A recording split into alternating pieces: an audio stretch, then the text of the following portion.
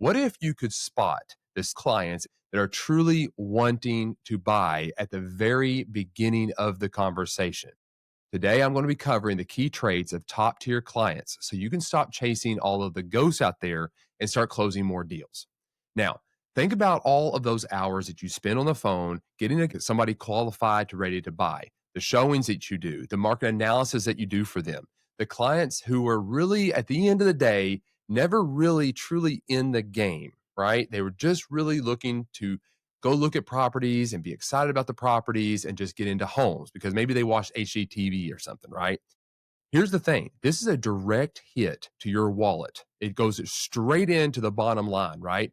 So every single hour that you waste with a non-committal person is an hour you could have spent finding a true client. This is the cycle, and a lot of times in real estate that leads to ultimately burning out. And it also, at the end of the day, leads to a much smaller bank account. So here's the thing. I've been here many, many times. I know a lot of agents that have been here a lot. We all know we meet that enthusiastic person as a prospect at the very beginning who loves everything about a house. But when the time comes and you need to ask those qualifying questions, looking for pre-approval before they write up an offer, or you talk about making an offer on a house, guess what? They disappear, right? You need to become a master at qualifying the clients that you work with. This isn't about being cutthroat and not being considerate of having relationships and connecting with people and trying to help them. This is ultimately about you valuing your time and the expertise that you bring to the table so you can give incredible service to the people who are actually ready to move and buy. Today, I'm going to give you the 3 most common personality types that define what I call an A-plus client and how to win them over. And the one major personality type that I would say that you need to stop wasting your time with. All right. This first one I'm going to call is the analyst. All right. We've seen this person, right? This client is easily overlooked because we think about them just over analyzing everything. When we send them information, they have a bunch of questions. So their key trait isn't truly kind of like this all excitement. It's really more of a quiet preparation. By the time they made the call, they have already done a lot of stuff back in the background to lead to them making that call. They've analyzed a lot of things. They might seem uninterested or bored. Like when you take them to show them a property, they won't like go ooh and all over everything. They won't say they love the place. Matter of fact, they hardly make any emotion at all. You're left wondering, like, is this person actually interested in buying at all? Like, what am I doing here? Like you overanalyze the analyst, right? So don't mistake their quietness for a lack of interest. To be honest, the analyst is actually very opposite than that. If an analyst is actually there at the property, they've already done this research online. They have come armed with very specific questions, typically about the property. That they might ask you more about, like, what's the HVAC system years? How old is that? What's the property tax history? What are the comps from the last 6 months, right? They've analyzed this property. So those questions that they're asking, that analyst is already prepared to probably buy more than probably any of the other clients you worked with. So don't overlook this person. They want the facts of the property. So you need to become prepared. Don't bring the fluff, bring the true data about that property. That's what they're looking for. They're not looking for a new best friend in this situation. They're looking for an expert that's going to help guide them throughout the transaction and ultimately lead to a closing of them of their home. Now, here's the thing. How do you win the analyst over? Because if you come across too salesy, they're going to pick up on that. So what I would say is this, is you need to meet the analyst at their level. You need to drop and ditch all of that charm that you think is selling the property. Drop the charm. That can actually come across as a little bit offensive to an analyst. They might look at that and think this person is just trying to sell me something. You need to ditch that.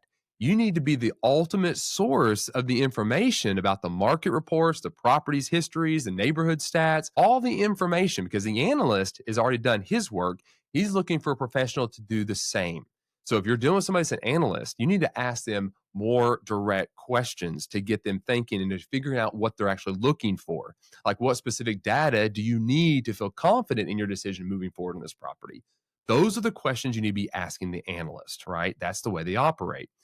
Number 2 is going to be the controller. This is somebody that wants to control. They arrive at the property and they are ready for action. They have a timeline. They will say, like, I know what I want and I want you to show it to me. They also ask very specific questions, but they're gathering data fast and they're looking for that data fast so they can make a decision. They might not come like the analyst comes to the situation with questions or with answers to some of their questions, and then they want look deeper information. The controller is coming wanting that information. Give it to me now. I want to know. I want to hear it, right? They cut right to the chase. There's no small talk. You'll hear questions like, what's the bottom line here? What are we looking at? What's the fastest that we could close? What's the fastest that these homeowners can be out of this home so I can move in with my family, right? And now here's the thing, their emails, and a lot of agents, I've seen this, get kind of offended at the controller's emails and text messages because they might come across more bulleted like points.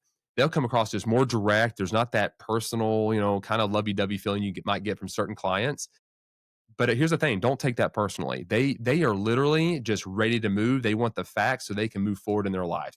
They're asking point blank questions. They're not wasting their time, right? If you know that a controller is ready to get in there and make the deal happen, when they begin to send you emails and texts asking point blank questions, typically they're a serious client. They're thinking about buying. They are worshiping efficiency. They expect you to do the same thing. They don't want a wishy-washy answer. When they fire off an email, give you a direct thing, they want an answer, right? How do you work with a controller? Because it can be a little difficult, right? There's not this personal connection as much. What I would say is become very efficient with their time. Respect their time. Give them straight, concise answers to the questions they're looking for. Don't fluff up your emails. Don't fluff up your texts. They are looking for the data so they can move fast and make a decision. Come to every single meeting that you have with them over prepared. When you think you're ready for that meeting with a controller, realize you're probably not. Go back and get more. Dig deeper and over prepare for that meeting. Let them feel like that they're in the driver's seat a lot of times. They want to feel like they're making these decisions. Let them do that. Don't take it personally. Kind of let them lead the train a little bit. Guide them as a professional, though, right? Match their focus to earn their respect. That's what they're looking for. So that's the way I would handle a controller. The third one that I would say is that the most common type A plus client that I would look for and pay attention to is what I call the supporter. This is the one that is friendly, that's patient. They're interested in the human side of the deal. They like to connect with you. Unlike the analyst and the controller, the supporter is all about the relationship. They make decisions based on the trust and how they feel about you. They value your guidance. They'll ask more pointed questions like, what would you do if you were in my shoes? Like, what would you do with this kitchen here? What would you do with this bathroom here? They are that relationship type client. Now, here's the thing that they need the most. They need constant reassurance. They need an advocate in their corner that they can build a real emotional connection with, that everything is okay. They need somebody that's a professional helping them guide them through this situation. They want to buy, but they don't fully understand how it works. And they're willing to ask questions and rely on your professionalism. They also will avoid conflict. So it's vital that when you're dealing with someone like this, that you step up as their strong defender in negotiations, because they're not going to necessarily take that position.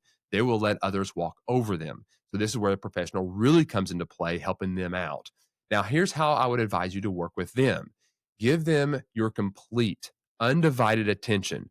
Listen more than you talk. When you are with this type of client, when you're working with a supporter, you need to understand that when you're present with them, if you're on your phone while you're walking through a showing, they're going to take that personal, right? They're going to be asking themselves questions, and that assurance that they feel like they need to have with you to ask questions might be leaving the room a little bit.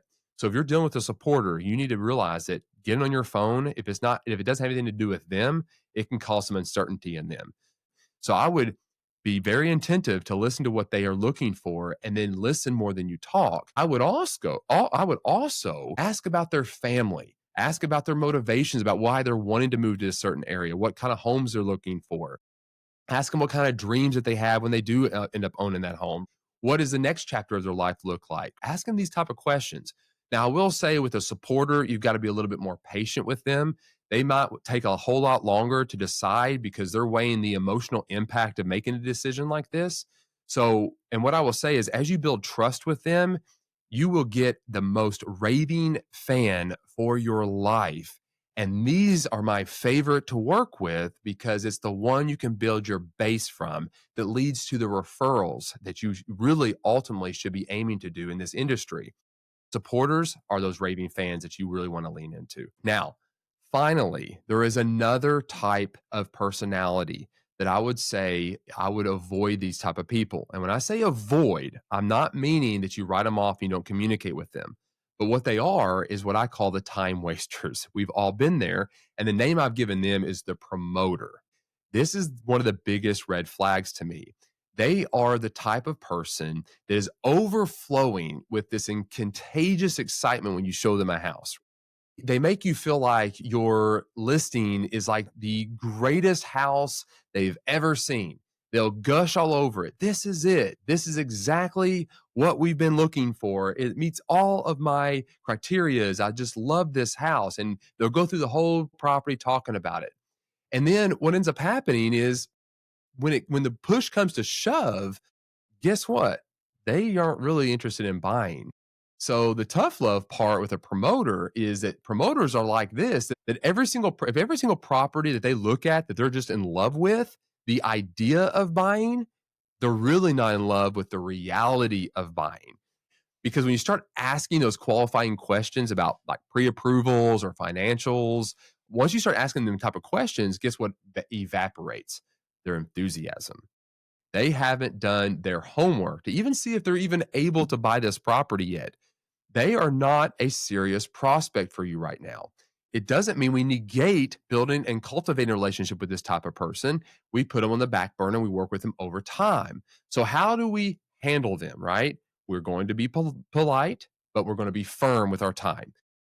Before spending any time showing a promoter any kind of homes, you need to insist on a buyer consultation first and then follow that up with a pre-approval letter. Someone that's serious is not going to have any problem sitting down with you to go over a consultation, talking about their wants and their needs. You need to be polite, but you also need to help them navigate. If they are not willing to go down the road of getting finances, you just need to politely add them to a long-term email list and then focus your energy elsewhere. How do you get more of these A plus clients? It comes down to this. Serious clients are attracted to serious agents. So what I would say is in all of your interactions, all of your social media, all of your marketing, be professional, respond quickly, follow up consistently, and always be prepared. Always know the properties you're about to show. This signals that you value their time, that you are considerate of their time. The next thing I would say is be honest in everything that you do. Be transparent about a property's flaws or realistic about market conditions. Don't fluff things up and puff them so much up that the data out there could appear to be dishonest if you're delivering it wrong. For the analysts and controllers, this builds massive amount of trust with them. And then finally, I would absolutely say you need to be asking deeper questions. Go beyond just how many bedrooms do you actually need. Ask about the why they need that many bedrooms. Ask more why, open-ended questions, having dialogue with them and pulling out the information. Maybe even like things like what life event is prompting this move, a new job, a growing family, things like that. So in conclusion, stop leaving your business to chance. You need to learn to identify the prepared analyst, the decisive controller, and the loyal supporter. You'll take back a whole lot more control of your time and as well as your income, closing more deals with less stress. Now, I want to hear from you. Have you encountered these client types? Share your stories in the comments below. And also, if you found this valuable, hit the like button and subscribe for more practical real estate strategies. Thanks for watching, and here's to a future filled with high quality, ready to act clients.